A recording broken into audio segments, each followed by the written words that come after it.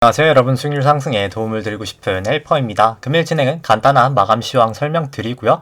그 다음에 이제 코스피랑 S&P 차트 설명드리는데, 원래는 좀 최근에 파동이 조금 잘 안 세진다고 말씀드렸는데, 이제 조금 미국 쪽은 이제 조금 더 잘 파동이 이제 좀 세지는 것 같아서 미국 먼저 설명드리고, 그 다음에 이제 그 파동으로 국내 거를 조금 예측을 해보고요. 그 다음에 코스피 안에 있는 내재 변동성 설명드린 다음에 이제 신용 잔고랑 뭐 누적 수급 차트들 설명드리도록 하겠습니다. 원래 매일 이렇게 빨간색 탭이랑 파란색 탭 격일로 설명드렸는데, 뭐 아직까지는 증시가 더 중요하지 않나 생각되기 때문에 아직까지는 조금 생략하도록 하고요. 바로 좀 진행을 시작하도록 하겠습니다. 오늘 코스피 같은 경우 1% 정도 상승이 있었고요. 코스닥 같은 경우에는 0.3% 정도 상승이 있었습니다. 사실 코스피 같은 경우 오늘 계속 출렁임이 컸었고요. 뭐 처음에 급등을 했다가 마이너스까지 갔다가 또 올랐다가 내렸다가 올랐다가 이렇게 조금 약간 롤러코스터 장이었습니다. 뭐 코스닥 같은 경우도 마찬가지였고요. 오늘 같은 경우는 일단 프로그램 매도를 보시면, 원래 어제 제가 이 베이시스가 마이너스 한 1.56 정도 돼서 조금 약간 매도가 나올 것 같다라고 말씀을 드렸었는데, 장초에는 뭐 사실 그 예상이 맞았습니다. 뭐 프로그램 매도가 이렇게 거의 한 2시까지는 이 파랑 색깔 차트가 이제 프로그램 매도고요. 이 검은 색깔이 이제 코스피 지수라고 생각하시면 되는데요. 누적적으로 사실 프로그램 매도가 있었기 때문에 증시가 조금 출렁출렁 되는 모습을 보였다가, 이 프로그램 매도가 다시 이제 꺾는 순간 기본 증시도 이렇게 상승을 하였습니다. 일단 요즘 증시는 거의 프로그램 매도가 약간 좌우를 하는 것 같고요. 베이시스를 다시 설명드리면, 막판에 좀 프로그램 매도를 좀 다시 조금 거두어 갔기 때문에, 원래는 장중에는 보시면은 뭐 거의 0. 낮을 때는 뭐 0.2까지도 내려갔었는데, 이제 종가 기준으로는 프로그램 매도가 한 1.1 정도까지 좀 다시 재차 상승을 하였습니다. 일단 뭐 내일도 내일은 아니죠. 다음 주 월요일 날에 일단 좀 장 초반에는 프로그램 매도가 조금 있을 수 있을 것 같고요. 좀 그게 이제 뭔지 좀 설명드리면 처음 보시는 분이 있을 수도 있기 때문에, 이 코스피 200이 만약에 그냥 주식이라고 생각하면 이 이론가가 이 주식 가격이라고 생각하시면 되는데요. 이 주식 가격이 423.6이어야 되는데, 3월 이제 둘째 주에 이 코스피 200 주식을 살 수 있는 선물이 422.5가 되는 겁니다. 근데 원래는 두 개가 가격이 똑같아야 되는데 선물이 더 싸죠. 1.1 정도 선물이 싸기 때문에 비싼 현물을 팔고 싼 선물을 사는 매도 차익 거래가 발생할 수 있겠고요. 다음 주 월요일 날은 이제 현물이 항상 기준이 되기 때문에 현물을 매도하기 때문에 이제 매도 차익 거래라고 부릅니다. 그 다음에 조금 수급 말씀드리면, 수급은 오늘 코스피 같은 경우에 일단 개인은 오랜만에 한 4천억 정도 매도가 있었고요. 외국인이 한 2천억 정도 매수, 기관이 한 2천억 정도 매수가 있었습니다. 선물 같은 경우에는 아까 보여드렸듯이 프로그램 매도를 보여드렸다시피 선물을 이렇게 샀다가 사실 막판 거의 2시쯤 한 3시 이쯤부터 외국인이 조금 매도를 하면서 거의 보합세까지 나타났고요. 기관 같은 경우에는 또 이렇게 매수를 조금 했다가 매도를 좀 했다가 매도 물량을 이제 막판에 확 끌어올리면서 매수 물량을 확 끌어올리면서 한 700억 정도 순매도가 있었고요. 개인도 한 500억 정도 순매도가 있었습니다. 코스닥 같은 경우에는 개인이 한 1300억 정도 매수가 있었고요. 외국인 기관이 뭐 거의 한 300억, 900억 정도 매도가 있었습니다. 그 다음에 이제 바로 이제 좀 차트를 보여드리면, 일단 오늘 같은 경우에는 미국 쪽 차트부터 먼저 설명을 드리도록 하겠습니다. 일단 미국 쪽 초장기 추세부터 설명을 드리면, 미국 쪽 초장기 추세를 설명드리면, 이제 미국 같은 경우에는 이제 새로운 파동이 시작되는 게 2008년도 이제 저점 부근이었고요. 금융위기 저점이었고요. 여기가 이제 1파, 여기가 2파, 여기가 이제 3일, 3일, 3일, 3, 3에서 3회 5, 3파, 그 다음에 여기가 이제 트라이앵글로 4파였고요. 여기가 이제 5파 진행 중입니다. 이제 중요한 건 뭐 파동을 매기는 게 아니라 파동으로 이 채널링이라는 것을 통해서, 이 추세선을 긋는 채널링이라는 것을 통해서 어느 정도 조금 추세를 예측할 수 있는데요.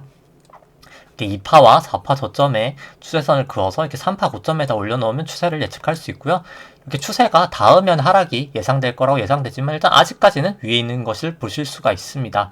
일단 이 부분이 완전히 깨고 나면 조금 하락 추세가 더 약간 가파르게 나타나지 않을까 예상을 하고요. 중요한 건 이 5파이죠. 지금 이 5파를 조금 일봉으로 간단하게 조금 다시 보도록 하겠습니다. 이 5파를 좀 잘게 보시면 그럼 이제 이 파동이 큰 슈퍼사이클 1파의 5파이고요. 5파의 이제 X파동이라고 생각하시면 되고 여기가 그럼 1파, 여기가 2파, 여기가 3파, 여기가 똑같이 트라이앵글로 4파, 여기가 5파인데 일단 제가 저번에 이제 보통 말씀드릴 때 여기가 일단 쐐기 패턴이지 않을까라고 말씀을 드렸습니다.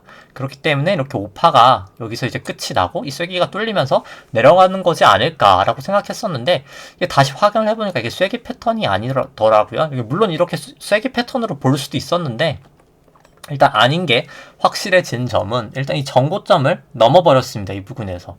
물론 뭐 불규칙 조정이라는 게 있어서 뭐 A, B, C가 가능도 한데 이렇게 불규칙 조정이 뭔지 말씀드리면 이제 엘리어트 파동에서 조정 파동이 이제 지그재그라고 이렇게 내려간 지그재그 파동이 있고요. 플랫 파동이라고 이렇게 거의 내려간 부분까지 올라와서 내려가는 플랫 파동이 있고 그 다음에 이제 삼각형 파동이 있고요. 이 4번 파동이 이게 삼각형 트라이앵글 파동이라고 보시면 되고요.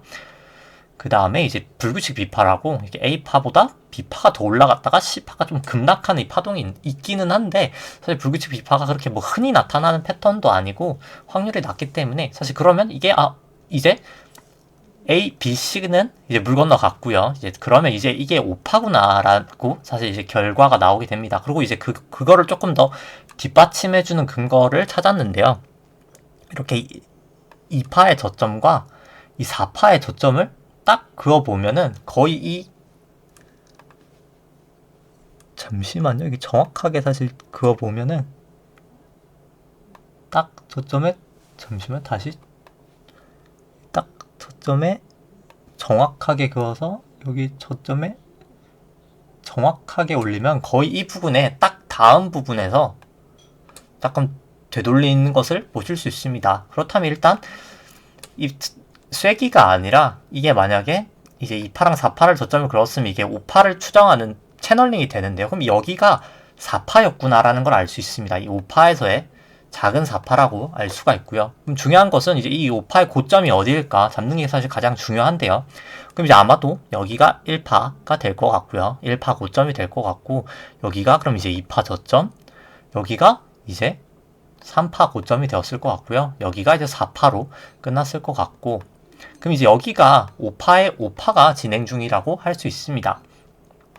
근데 사실 큰 파동으로 봤을 때는 그러면 일단 이 큰 2파와 4파를 사실 저점을 그어서 이렇게 올려놓는 부분까지 올라갈 수 있는 가능성도 뭐 전혀 없다고는 할 수 없지만 이렇게 보면은 너무 높게 올라가야 됩니다. 보통 이렇게 3파가 급격하게 올라갔을 때는 이렇게 보통 채널링이 되는 경우는 많지는 않고요. 보통 그럴 땐 이제 이 5파 안에서 채널링을 해야 되는 경우가 있습니다. 물론 뭐 여기까지 올라가는 경우가 있을 수도 있겠죠. 뭐 제가 그 가능성이 0%라고 말씀은 드릴 수 없겠지만 일단 아무래도 저희가 상식적으로 생각해 봤을 때는 이 가능성 그렇게 높지는 않지 않을까라고 판단을 하기 때문에 일단 접어두고 이 5파 안에서 한번 채널링을 해보도록 하겠습니다. 그럼 여기서의 2파 저점과 여기서의 이제 2파 저점과 이제 이 4파 저점을 그은 다음에 이제 최근에 어떤 이 3파 고점에다가 올려놓으면 채널링이 되겠죠? 그렇게 보시면 사실 거의 여기까지 올려놓을 수 있겠죠? 이게 올려놓으면은 뭐 사실 지금 이제 거의 다다른 부분에 있습니다. 이 5파가 거의 일단 다다르고 있고요. 이 채널에 물론 이 채널을 넘을 수가 있습니다. 당연히 넘을 수가 있고요. 뭐 넘는 것은 상관없는데 넘었다가 언젠가 다시 내려오겠죠. 그때가 아마도 개인적으로 좀 하락이 나타나지 않을까 판단을 하고요. 일단 그럼 이 슈퍼사이클 1파에 5파에 그럼 이제 5파를 한번 보시면 이제 분봉으로 좀 짧게 보시면 일단 120분봉으로 봤을 때는 그렇게 되면은 제가 조금 계속 이 파동이 애매했다라고 했던 파동이 아마도 그러면 여기가 이제 1파고 여기가 2파고 여기가 3파고 여기가 이제 4파 조정이었고 여기가 그럼 이제 5파지 않을까 싶습니다. 이제 5파에 이제 5파 진행 중이라고 생각하고요. 조금 더 그럼 이제 잘게 이 파동들을 보시면 한 30분봉으로 봐볼까요? 30분봉으로 봐보면 그럼 이제 여기가 마지막 5파동일 텐데, 마지막 5파일 텐데, 그럼 여기까지가 아마 또 1파, 여기까지가 또 아마 2파, 여기가 아마 3파, 여기가 4파, 이제 5파가 정말 이제 거의 끝으로 가는 단계지 않을까 싶습니다. 뭐 1, 2, 3, 4, 5로 아마 거의 끝나는 단계지 않을까 저는 개인적으로 판단을 합니다. 물론 뭐 틀릴 수도 있겠지만 정말 거의 다 오지 않았나고는 판단을 하고요. 일단 그럼 이 파동도 한번 이 4파부터 채널링을 한번 해보시면 여기 2파 저점에서 사실 이 4파 저점을 그어보면 이번 5파는 뭐 많이 올라간다고 하면은 한 여기까지도 올라갈 수 있지는 않을까 판단을 합니다. 이 채널이 될 때까지. 그러면 뭐 조금 더 크게 올라갈 수는 있고요. 만약에 그렇다고 하면은 이제 엘리어트 파동에서 올라가는 파동은 일단 연장 파동이라는 게 또 존재를 합니다. 물론 여기서 그냥 파동 개수는 5파로 끝나면서 그냥 이 채널이 닿지 않고 그냥 바로 내려갈 수도 있고요. 그냥 여기가 이제 1파고 여기가 2파고 여기 3파인 다음에 여기가 그냥 연장이라는 개념은 이 5파가 이렇게 5파동으로 끝나는 게 아니라 그럼 여기가 또 5의 1파가 되는 겁니다. 5의 1파, 5의 2파, 뭐 5의 3파, 5의 4파, 잠시만요. 5의 4파, 5의 5파 이런 식으로도 갈 수 있거든요.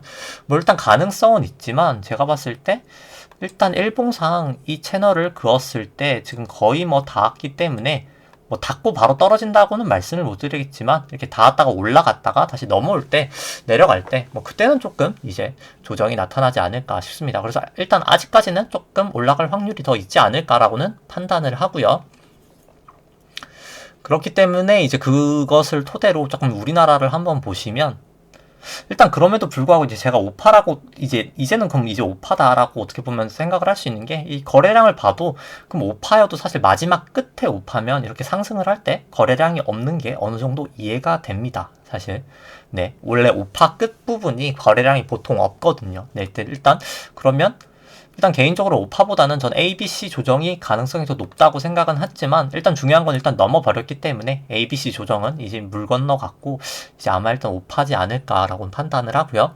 그 다음 이제 한국을 보시면 한국이 조금 애매하긴 합니다. 일단 한국도 장기 추세인 3주봉부터 먼저 보시면 일단 한국이 조금 미국보다는 조금 지금 애매하기는 한데 파동을 보시면 일단 한국 파동은 1998년도부터 새로운 파동이 시작되고요. 여기까지가 이제 1파, 그 다음에 이제 닷컴버블 하면서 내려갔던 게 2파, 그 다음에 이제 금융위기 전까지 상승했던 게 3파, 이제 금융위기 하락부터 이 길고 긴 조정이 이제 4파라 볼 수 있고요. 트라이앵글 조정이라고 볼 수 있고, 그 다음에 이제 이 부분이 삼성전자랑 이제 보통 대형주들이 많이 올랐던 2017년, 18년도 상승량이 5파, 여기까지가 그럼 이제 슈퍼사이클상 한국은 1파고요. 여기 이렇게 ABC 파동이 뭐 미중무역 분쟁 그리고 코로나로 떨어졌던 파동이 그럼 큰 2파, 그 다음에 이제 새로운 파동이 이제 코로나 이후가 새로운 3파라고 슈퍼사이클의 3파라고 볼 수 있을 것 같습니다. 이 3파의 1파가 진행 중이라고는 판단을 하고요. 중요한 건 한국 같은 경우에도 뭐 추세를 보기 위해서 과거 파동을 매기는 게 아니라 이렇게 추세선을 조금 그어보면 한국 같은 경우에도 사실 이 추세를 거의 다음 부분에서 내려가고 있기 때문에 일단 좀 중단기적으로는 전 뭐 하락 파동은 일단 시작되고 있지 않나라고 판단을 합니다. 뭐 거의 일단 다 왔다고는 생각을 하고요. 그 다음에 이 3의 1파를 조금 일봉으로 잘게 보시면 일단 거래량도 이렇게 터지고 나서 지금 거래량이 준 거 자체가 일단 근처에는 일단 왔다고는 생각하고요. 이 슈퍼사이클 3파의 1파를 조금 자세히 보시면 여기까지가 1파, 여기까지가 2파, 여기까지가 3파, 여기가 이제 트라이앵글로 4파가 되고요.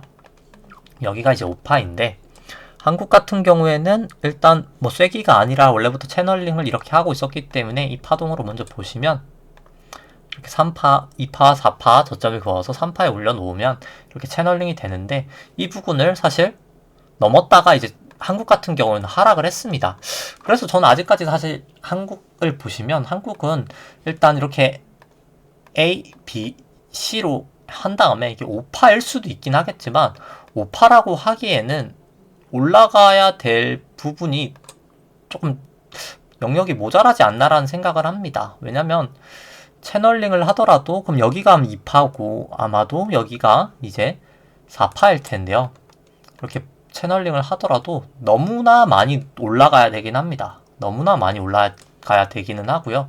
물론 뭐 올라갈 확률이 없다고는 할 수는 없겠지만 저는 일단 개인적으로 좀 가능성이 낮아 보이고요. 그렇게 따지면 즉 남은 가능성이 뭔지 설명드리면 그냥 A, B, C로 하고 한국 같은 경우는 B가 됐다가 그냥 바로 이제 떨어지는 C파가 바로 1, 2, 3, 4, 5로 내려갈 수도 있고요.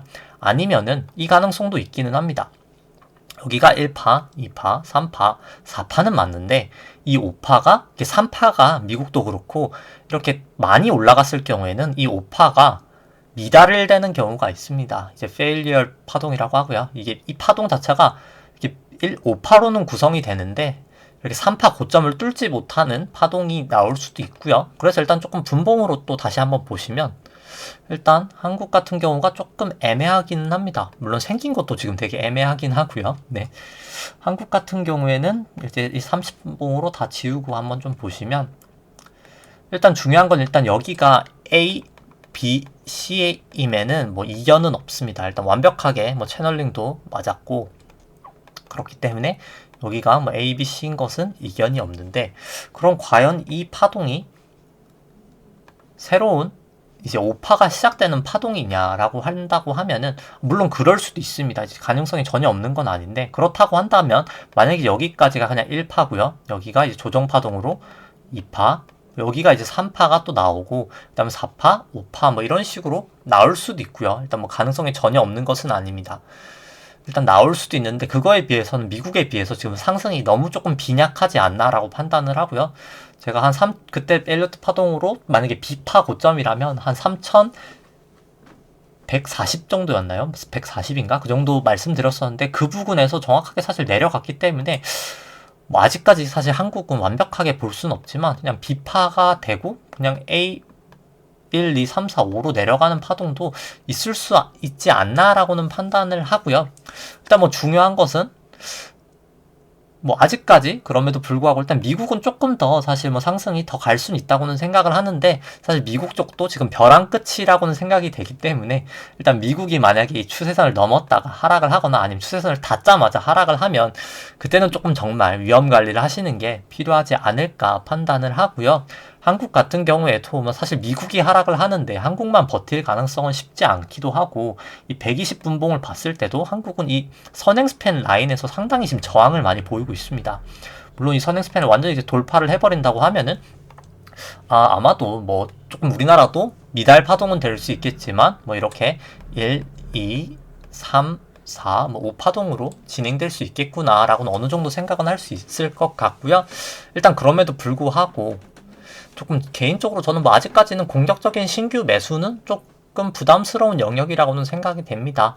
뭐 확실한 것은 미국 추세가 이렇게 아까 말씀드렸던 이 추세가 확실히 깨지고 나서 매도를 하는 게 가장 좋긴 하겠지만 일단 뭐 지금 보유하고 있는 뭐 주식을 파시는 것까지는 뭐 추천드리지 않지만 일단 뭐 신규 매수를 하신다고 하더라도 뭐 하시는 것도 반대하지 않지만 하시더라도 조금 언제든 뭐 이 기준선을 하회하든 뭐 조금 기준을 정하셔서 뭐 120분봉으로 뭐 기준선을 하회하든 뭐 그런 방식으로 조금 정하셔서 일단 언제든 탈출을 하실 수 있는 마음가짐을 조금 가지셨으면 좋겠습니다. 이게 그런 뭐 증시에 그런 말이 있죠. 이제 모두가 파티를 할 때는 사실 항상 즐겁고 뭐 많이 올라가죠. 사실 이 코로나 이후로 뭐 대부분 주식을 하는 투자자분들에게는 이제 파티였습니다. 사실 뭐 크게 올랐기 때문에 뭐 정말 인버스를 사시는 분이 아닌 이상 뭐 못 먹기도 힘든 장이긴 했었습니다. 근데 사실 파티도 언젠간 끝이 날 겁니다. 뭐 아직까지는 파티가 끝이 났는지는 모르겠지만 이렇게 3산으로 내려갈지 아니면 5파가 조금 남아있을지는 모르겠지만 중요한 것은 이제는 파티가 거의 끝나가는 단계인 것은 분명하다고는 생각을 합니다. 뭐 아직까지 확실히 끝난 건 아닐 수 있겠지만 언제든지 저희는 먼저 조금 파티를 나갈 수 있게 일단 신발 정도는 신어 놓고 네 물론 외국에서는 이미 신발을 신고 있겠지만 저희도 이제 조금 나갈 준비를 하는 단계는 필요하지 않을까 판단을 하고요. 기준이 있다면 뭐 일봉상으로도 제가 어제도 말씀드렸지만 이 괴선들을 조금 설명 안 드렸었는데 이 파란 색깔 선이 일목균형표의 전환선이고요. 이 초록 색깔 선이 일목균형표의 기준선이고 이 약간 회색깔 선이 일목균형표의 9일 후행 스팬이고요. 이 약간 진한 초록 색깔, 세피아 색깔의 일목균형표의 26일 후행 스팬인데 이 후행 스팬이 지금 26일 전에 주가를 이렇게 뒤로 되돌린 선인데요. 이 기준선이 최저 26일간의 최저점과 최고점을 더한 다음에 이제 2로 나눈 수치입니다. 근데 이 최저점이 계속 올라가게 되겠죠? 지금 거의 이 부분까지니까 아마 한 이틀간은 향후 급격하게 상승을 할 겁니다. 아마 여기까지 정도는 오게 될 것 같고요. 이 전환선 같은 경우에는 9일 동안의 최고점과 최저점을 더한 다음에 2로 나눈 수치인데요. 이제 다음 주 월요일부터 이렇게 또 내려가게 될 겁니다. 그럼 이제 아마 역전이 될 확률이 높고요. 국내 같은 경우에는 그렇게 된 거 자체가 일단 일목균형표에서는 이 전환선과 기준선 방향이 바뀐다는 것 자체가 역전이 있기 때문에 역전이라고 표현하기 때문에 일단 부정적이고요. 만약에 그렇게 하다가 일봉상으로 이 주가가 전환선이나 기준선을 하회해버린다면 뭐 그때는 조금 미련 없이 매도를 하시는 것을 추천드립니다. 특히 기준선을 하회하면 꼭 매도하시는 게 필요하지 않나 판단을 하고요. 조금 나는 빠르게 매도를 하고 싶다, 조금 빠르게 대응을 하고 싶다 하시는 분들은 일목균형표에 이 전환선을 하회하면 조금 일부 매도하시고 이 기준선을 하회하면 조금 전량 매도하시는 전략을 추천을 드립니다. 일단 뭐 아직까지는 뭐 확실하게는 말씀을 못 드리긴 하지만 미국을 봤을 때는 뭐 사실 저는 뭐 거의 다 오지 않았나라고는 판단을 합니다. 뭐 지금 일단 ABC 파동이 아니라 미국 같은 경우에는 그냥 5파가 진행 중이라고 생각을 하지만 제가 쐐기라고 착각을 할 만큼 사실 이렇게 횡보장이었기 때문에 5파 고점 자체도 아마 엄청나게 높지는 못할 거라고 생각합니다. 아마 한 여기 정도지 않을까. 물론 뭐 더 올라갈 수는 있겠지만 결국 이렇게 내려가고 나면 그때는 정말 이제 급격한 조정이 나타날 거기 때문에 조금 주의를 하시는 게 계속 필요하지 않나 판단을 하고요. 그냥 뭐 파동보다 그냥 나는 조금 기계적으로 일목으로 매도를 하고 싶다 하시면 아까 말씀드린 일봉과 분봉으로 조금 대응을 하시는 게 필요하지 않을까 싶습니다. 그 다음에는 이 코스피 변동성 설명드리면 오늘 같은 경우는 주가가 그래도 나름 큰 폭의 상승이 있었기 때문에 변동성은 하회를 하였고요. 일단 기준선은 지금 하회를 하였습니다. 그럼에도 불구하고 뭐 아직까지는 이 26일 후행 스팬은 호전되어 있고요. 이 9일 후행 스팬도 역전이 되어 있지만 뭐 언제든 이 부분을 사실 뚫을 수 있기 때문에 저는 뭐 긴 시간까지는 아니지만 뭐 적어도 1, 2주 안에는 아마 하락이 시작되지 않을까 판단을 하고요.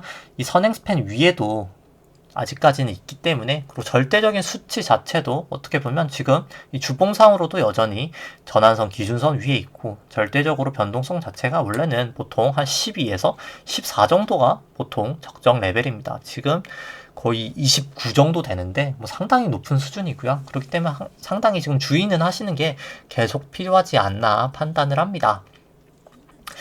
그리고 뭐 사실 뒤에 거 말씀드리기 전에 사실 제가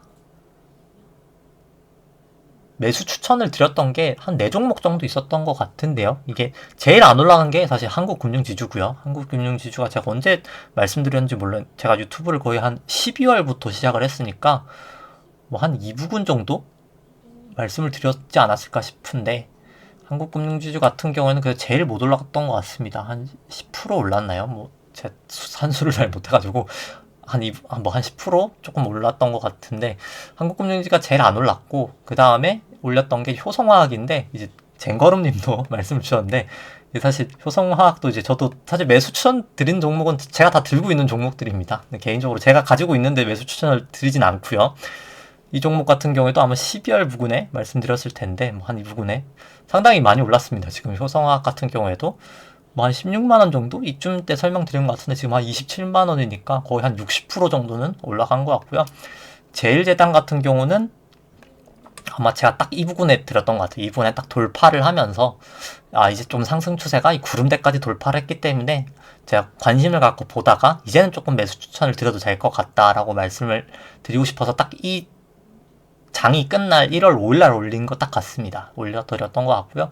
뭐 제일제당도 그래도 뭐 나랑 20% 정도는 오르지 않았나 판단을 하는데 제가 이 말씀을 드리는 게 조금 이번 주에 가능할지는 모르겠는데 제가 주말에도 사실 개인적인 조금 일들이 많아가지고 올릴 수 있을지 모르겠는데 정부가 사실 어제 25번째 이제 부동산 정책이 발표가 되었고요. 이제 공급 중심으로 향후 한 5년 동안 83만 호 정도 신규 주택 추가 공급 계획이 이제 발표를 하였습니다. 그렇기 때문에 개인적으로 이제 그쪽 관련해서 호재기도 하고 그리고 되게 제 종목은 지금 말씀드리지 않겠지만 이게 되게 가치주의 무덤이라는 종목입니다. 이 종목이 가치주의 일단 무덤이라는 이 별명을 가지고 있는 종목인데 이제 왜 그렇게 무덤이 됐는지 일단 먼저 설명을 드리고요.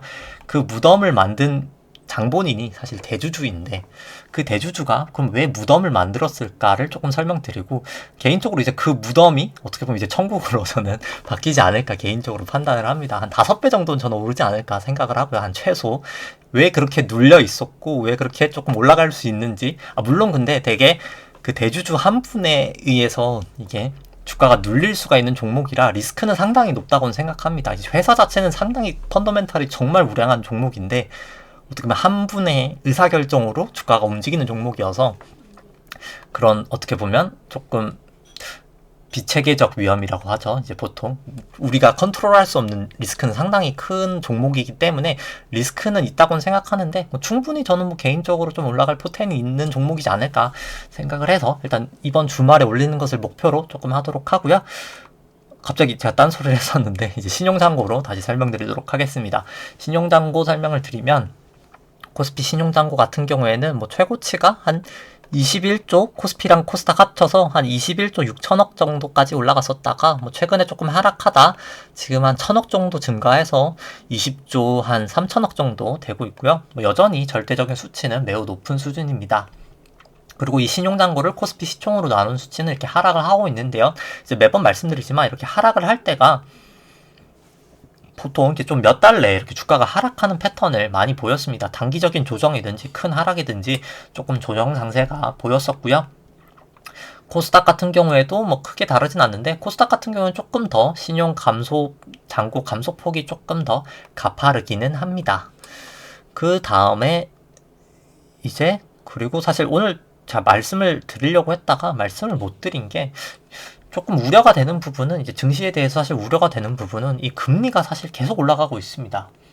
이제 미국 기대 인플레이션을 이제 대변하는 이제 BEI라는 게 있는데요. 이제 물가 연동체 안에 있는 뭐라고 해야 될까요? 이제 인플레이션이 을 볼 수 있는 건데요. 이제 BEI 그냥 인플레이션을 예측하는 도구라고 생각을 하시면 되는데 이 BEI라는 게 이제 Break Even Inflation이라고 하는데 그 BEI 10년물이 이제 지금 거의 한 2.1%를 찍었습니다. 작년에 바닥이 한 0.5%였고요. 그럼 한 4배 정도 물가의 상승에 대한 예측이 지금 높아지고 있고 그렇기 때문에 좀 소비자 물가가 계속 올라간다고 하는 이제 시그널을 조금 나타내고 있고요. 이게 금리를 보시면 해외 금리도 이 30년물이 작년 저점에는 한 2% 정도 2%가 아니라 1.1% 정도 수준이었거든요. 1.1%에서 지금 거의 2%까지 상승을 하였습니다. 거의 2배 정도 큰 폭으로 상승을 하였고요. 유가 같은 경우에도 사실 작년에는 마이너스 선물로 따지면 마이너스 40달러까지도 갔었는데 최근에 이제 많이 상승하면서 56달러까지도 많이 상승을 하였습니다. 그리고 환율 같은 경우에도 보시면 잠시만요. 창을 안 띄워놔서 창을 조금 띄워드리면 환율 같은 경우에도 이 원달러 환율 같은 경우에도 사실 1,100원이 뚫렸었다가 지금 계속 상승을 하고 있거든요. 지금 거의 1,123원까지 지금 꾸준히 상승을 하고 있습니다. 제가 이 말씀드리는 지표들이 대부분 다 증시에 조금 부정적인 지표들이 올라가고 있습니다. 그렇기 때문에 제가 유동성 설명드릴 때 사실 금리 인상될 때 주가가 더 올라간다라고 말씀드렸기 때문에 뭔가 말이 달라지는 거 아니야 라고 생각을 하시는 분들도 있으실 거라고 생각을 하는데 금리가 맨 처음에 이제 올라갈 때는 떨어지고요. 일단 항상 금리가 올라갈 때 맨 처음에는 일단 이 테이퍼링이라는 경계감 때문에 좀 증시가 떨어지긴 하고요. 이 금리가 상승하면 이제 근데 결국 그 다음에는 제가 유동성 영상을 보셔야 더 자세히 말씀을 드릴 수 있는데 간단하게 설명드리면 나중에 금리가 올라갈 때 이렇게 기준금리가 이제 과거 쪽을 보여드리면 이 기준금리가 올라갈 때 처음엔 사실 조금 급락이 나타나고요. 이렇게 보시면 2015년, 16년도에 이렇게 큰 폭의 하락이 있었죠. 이게 되게 장기 시계열이라 잘 보이진 않지만 상당히 조금 큰 폭의 하락입니다. 거의 10%, 20%, 30% 이 정도 하락이 있었고요. 이때가 딱 금리를 인상하기 전에 조금 큰 폭의 하락이 있습니다. 이 당시에 또 금리가 급등을 했던 적이 있었고요. 그 다음에 일단 증시가 하락하는데 결국에는 하락을 했다가 더 큰 상승을 나타냅니다. 이게 초과지급준비금으로 설명드릴 수가 있는데 시간이 길어지기 때문에 그냥 제 월요일마다 올려드리는 유동성 썸네일을 조금 그거는 보시면 유동성 분석 영상을 보시면 될 것 같고요. 단기적으로는 일단 금리가 처음에는 증시에 악재로 작용하고 그 뒤에는 긍정적인 조금 호재로 작용을 합니다. 뭐 사실 금리가 올라가서 호재라기보다는 이 초과지급 준비금이 풀리면서 실적이 올라가기 때문이라는 게 사실 더 정확한 설명이긴 하고요. 금리는 사실 언제나 증시에는 악재긴 합니다. 악재긴 하고요. 그렇기 때문에 일단 개인적으로 뭐 단기적으로 뭐 언젠가는 조금 단시일 내에는 조금 이 금리 관련된 이슈로 조정은 조금 나타나지 않을까 판단을 하고요. 사실 증시 어떤 이슈라는 게 사실 어떻게 보면 항상 긍정적인 면과 부정적인 면이 있습니다. 뭐 바이든의 블루 웨이브가 된다고 했을 때 대부분 전문가분들이 다 이제 주가 하락을 많이 예견을 했었죠. 저도 오히려 좀 하락을 하지 않을까 생각을 했었는데 오히려 주가가 더 많이 올랐습니다. 그렇기 때문에 항상 좋은 점도 있고 안 좋은 점도 있거든요. 어떤 면에서. 그래서 바이든의 1조 9조 달러 부양책도 어떻게 생각해보면 이제 양날의 검이라고는 생각을 합니다. 부양책을 하면 당연히 경기에는 긍정적인 요소고요. 다만 경기 부양책을 하게 되면 이게 미 재무부 일반 개정인데요. 이게 그냥 미국 재무부가 채권을 발행해서 이제 그 부양책이나 뭐 그런 재정을 위해서 쓰기 위해서 모아둔 돈이라고 생각하시면 됩니다. 지금 한 1.6조 정도 있고요. 작년에 일단 0.9조 정도 부양책을 트럼프 대통령 때 이미 통과를 시켰고, 이제 내년 예산 자체가, 이제 올해죠. 올해 예산 자체가 1.4조였으니까 2.3조 정도 됩니다. 2.3조인데 1.6조 정도 좀 돈이 있으니까 일단 지금도 돈이 부족하죠. 근데 여기서 1.9조를 더 풀어야 됩니다. 근데 이 재무부 일반 계정이 어떻게 늘어나는지 설명을 드리면 이제 국채를 발행을 해야 되거든요. 아까 말씀드렸던 2%까지 올라갔던 이 미국채를 발행을 해야 됩니다. 근데 이 상황에서 아직까지 작년에 이제 예산 계획을 했던 것도 다 아직 국채 발행을 못 찍었는데 1.9조 달러까지 여기서 또 풀어버린다면, 또 찍어버린다면 아마 미국 금리는 올라가는 거를 막기는 쉽지는 않을 거라고 생각을 합니다. 저는 아마 더 자산 매입을 해주든 이제 QE를 늘리지는 않는 한 아마 조금 어려울 것이라고 판단을 하고요. QE를 확대하는 것도 어떻게 보면 그것도 부담이 되기 때문에, 물론 QE를 더 확대를 하면 금리를 잡아버리고 그 다음에 증시만 올라가는 상승장이 될 수도 있겠지만 일단 그 가능성은 저는 조금 낮게는 보고 있습니다.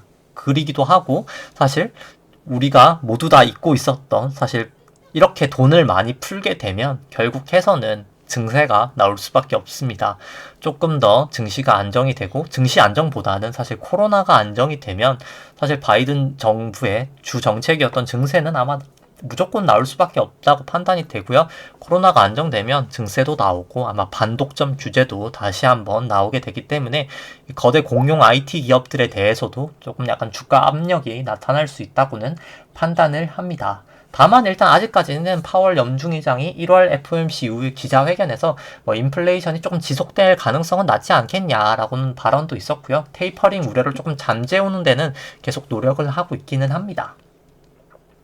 그럼에도 불구하고 사실 항상 역사가 그래왔듯이 금리가 이렇게 처음에 올라가게 되면 결국은 항상 위기가 발생은 하게 됐긴 하고요. 이게 위기가 뭐 큰 위기는 아니고 단기적인 조금 조정을 보이고 나서 사실 그 다음에 더 큰 랠리, 실적 장세가 아마 개인적으로 오리라고는 판단을 합니다. 그 다음에 아까 말씀을 안 드렸는데 이 누적 추급 차트 보여드리면 개인분들은 뭐 사실 오늘은 조금 매도를 했지만 누적적으로 뭐 2020년부터 거의 70조 넘게 계속 매수를 하시고 있고요. 이 기관은 누적적으로 정말 큰 폭으로 매도를 하고 있고 거의 한 60조 정도 매도를 하였고, 외국인도 큰 폭으로 매도를 하시고 있는 것을 나타낼 수 있습니다. 보실 수 있습니다. 그리고 개인적으로 좀 증시를 제가 하락을 조금 보는 것도, 이 삼성전자가 사실 어떻게 보면 증시를 가장 대표하는 회사라고 할 수 있는데요. 이 삼성전자 기대 수익률이 거의 항상 8% 정도 됐을 때 하락을 하는 모습을 나타냈는데, 이번에도 뭐 어김없이 8%를 딛고 1.9%까지 하락하다가 이렇게 올라가는 모습을 나타내고 있고요. 뭐 삼성전자 차트를 제가 어제도 보여드렸지만 삼성전자는 이미 전환선, 기준선을 다 하회하고 전환선, 기준선 이 부분에 역전이 되었습니다. 지금 26일 후행 스팬도 이제는 거의 뭐 역전이 될 수 있는 모양새를 나타내고 있기 때문에 뭐 조금 더 올라갈 수는 있다고 판단이 됩니다. 일단 미국 쪽이 아직 오파기 때문에 올라갈 확률은 조금은 더 있어 보이지만 아마 국내 자체도 개인적으로 저는 뭐 큰 폭으로 계속 올라가기보다는 뭐 며칠은 올라갈 수 있겠지만 조금 올라가다가 결국 이게 하락하는 파동이 나오지 않을까 개인적으로 판단을 합니다. 조금 뭐 미리 파는 게 부담스러우신다고 하면 제가 계속 말씀드리지만 이 일목균형표에 일봉상 뭐 기준선을 하회하거나 이 분봉상 120분봉 정도 뭐 기준선을 하회할 때 그때 조금 매도하시는 게 낫지 않을까 판단을 하고요. 뭐 조금 더 빨리 하고 싶다 하시는 분들은 이 분봉상에서 10분봉에 이 200일 이평선에서 조금 지지를 보였었거든요. 어제 같은 경우에도. 그렇기 때문에 뭐 정말 조금 빠르게 거래를 하고 싶다 하시는 분들은 이 200일 10분봉에 200일 이평선이 깨질 때 거래를 하시는 것도 뭐 괜찮은 선택이라고 판단을 합니다. 주말 잘 보내시고요. 오늘 방송은 여기까지 하도록 하겠습니다. 좋아요와 구독 눌러주시면 감사하겠습니다.